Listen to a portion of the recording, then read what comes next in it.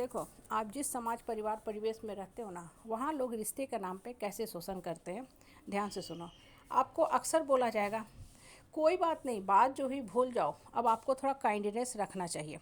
देखो, ये जो शब्द होता है ना काइंडनेस, इसका देखो ये लोग कैसे गलत इस्तेमाल करते हैं, मतलब स्वार्थ के लिए इस्तेमाल करते हैं। ये बेसिकली कर्म की मार झेलना नहीं चाहते हैं, तो आपके ऊपर दबाव डालते हैं कि आप काइंड हो जाओ। कर्म की मार का मतलब, मान लीजिए कि उन लोगों ने आपके साथ कभी कोई गलत किया है, बदसलूकी किया है।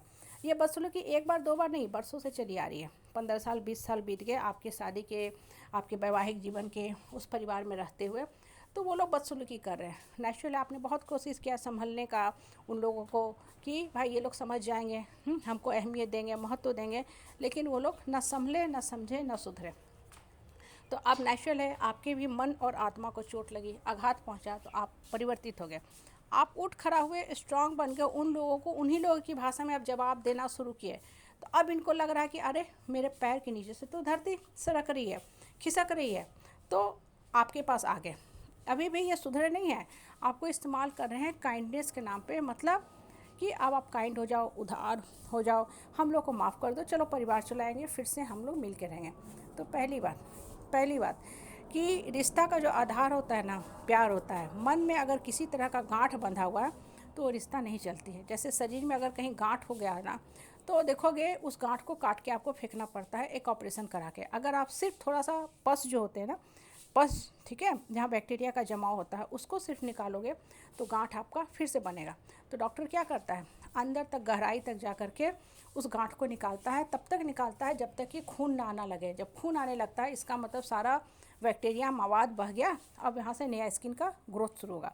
कहने का मतलब क्या है कि 20 साल से ये लोग आपको तंग कर रहे हैं, आप बर्दाश्त कर रहे हो। अब आपके अंदर शक्ति आ गई, आपका आत्मा आपको धिक्कार रहा था, लेकिन आप आत्मा की आवाज़ को दबा दे रहे थे।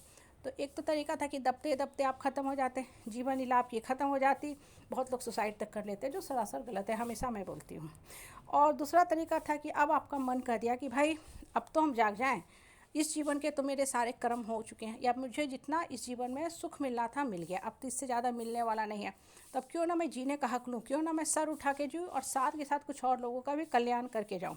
आज भी हमारे जो समाज है उसमें बहुत से ऐसी विकृतियां हैं, बहुत से ऐसे लोग हैं जो मुखौटा का जीवन जीते हैं। समाज के सामने मिलेंगे तो बहुत अच्छे से मिलेंगे, आप उनको देख के सोच भी नहीं सकते कि ये इंसान इस तरह का नीच हरकत करता है। और जब घर आता है तो पत्नी के साथ, हाँ, मार कुटाई, domestic violence, mental torture, physical एबिडोरी हरासमेंट, सेक्सुअल हरासमेंट जैसा काम करता है।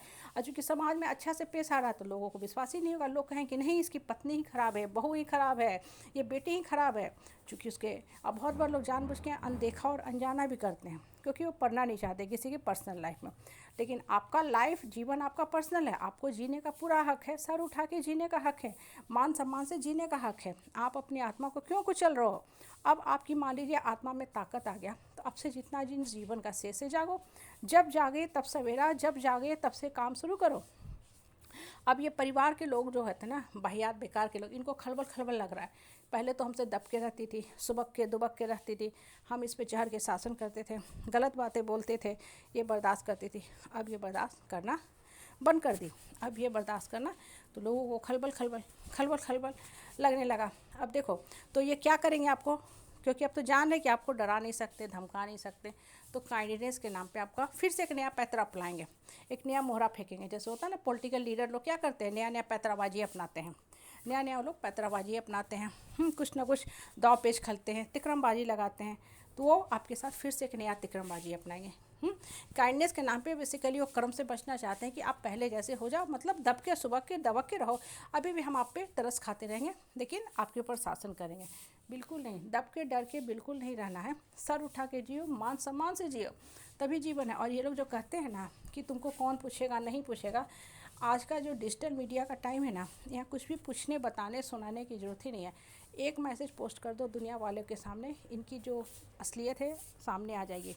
और दब के डर के बहुत समझौता मत करो, उससे आपकी आत्मा आपको ही को धिक्कारती रहेगी कि अरे तुम्हारे साथ गलत हो रहा है और तुम हो कि बस बर्दाश्त किए जा रहे हो। और तुम जितना बर्दाश्त करोगे ना, लोगों का मन बढ़ता जाएगा। ये लोग सुधरने वाले नहीं हैं, इसलिए जो लोग आपको कहते हैं काइंड हो जाओ, दयावान हो जाओ, भूल जाओ, आप बोलो बातें तो भूल गए हैं, तभी तो आपको भी भूल गए। अगर हम बातों को याद रखेंगे तो आपको भी याद रखना पड़ेगा। इसलिए आप अपना जीवन जियो, हम सुख से अपना पूर्वक